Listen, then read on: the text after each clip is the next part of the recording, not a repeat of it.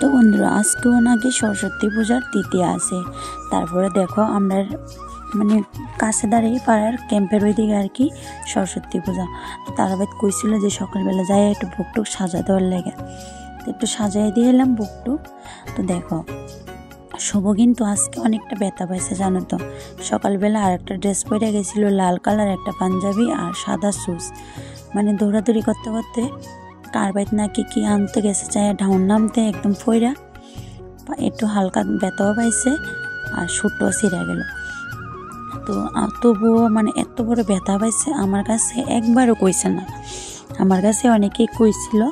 তো বাড়িতে নিয়ে আইছিলাম, এনে দেখো ড্রেস পাল্টাই দিছি। পোলাপাইন মানুষ তো গরিব, তো আর একটু মন টিকে না, কারণ কোন সময় পূজার ওই দিকে যাইব। আমার অজান্তে আইছিল বাড়ি, তা আমি তো ওই দিকেই আসছিলাম। বাড়িতে একটা গেঞ্জি প্যান্ট পরে গেছিলো, যদিও নিজের মানে ভালো একটা ড্রেস পরতেইব মানুষের ওই দিকে যাইব, এই জিনিসটা এখনও বুঝতে পারে না। তো বাড়িতে আমি আবার আরেকটা পাঞ্জাবি পরাই দিলাম। তারপরে আমি তো আমার কর্ম লইয়া লাগলাম, মায়ের ঠাকুর সেবা দিলাম, দিয়ে দিকে রান্না লইয়া। তো শুভ সকাল আমার প্রিয় বন্ধুরা, আমার ছোট্ট ত্রিপুরা রাজ্যের থেকে তোমরা সবাই অনেক অনেক স্বাগত আর অনেক অনেক ভালোবাসা।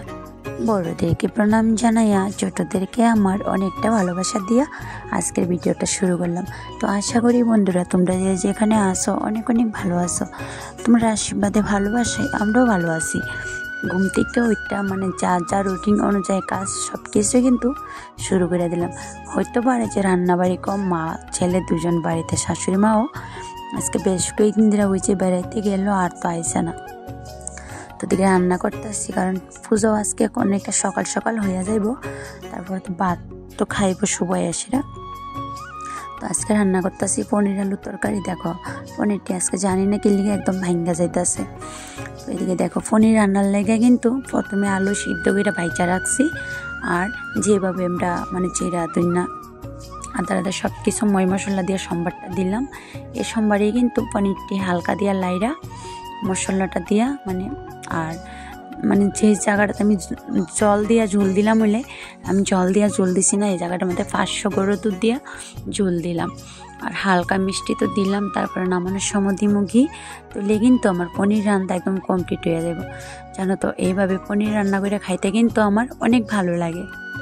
একটা সময় কিন্তু পনির বা ঘি আমি তোকে একদমই খাইতাম না, আর অক্ষণে এত ভালো লাগে কি কমু। আর শুভ তো একদমই খাইতো না, আর একটু গনওয়ার লাগে কিন্তু দিয়া দিলাম একটু এফডির দুধ। তো তারপরে দেখো একদম গ্যাসটা সব কইরা দিলাম ঘি, পরিমাণ মতো ঘি আর কি। ওই যে এটার মধ্যে কিন্তু মগজদানা কাজু বাদামও দিতে পারো, মগজদানা কাজু বাদাম পেস্ট কইরা আমার কাছে নাই, ঘরে নাই আর কি। তো আনো হয়েছিল না, আজকে রান্না করে নিলাম। এভাবে বন্ধুরা খাই দেখতে পারো, অনেকটা ভালো লাগে কিন্তু।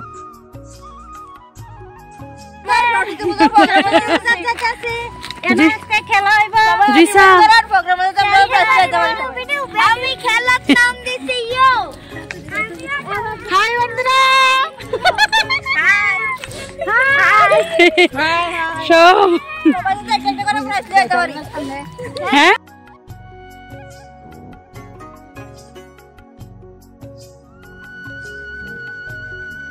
যেহেতু গ্রামের পূজা আর ছোট মোটো কইরা একটা প্রোগ্রাম হইব, আর এদিকে গেলাম যে বেলুন খেলা দিল।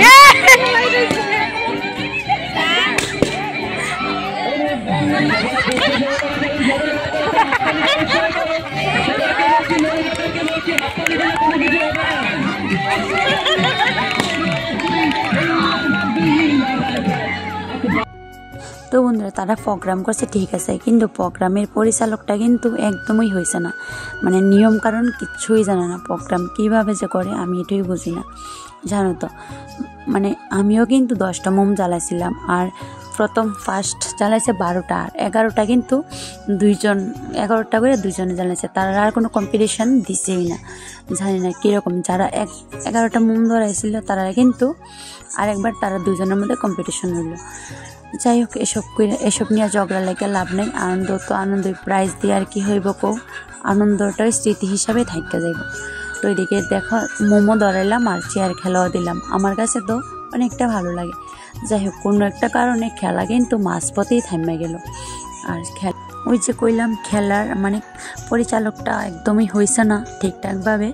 এসব করতে গেলে কিন্তু একটা স্মার্ট মানুষ বা সব কিছু জানতে লাগে।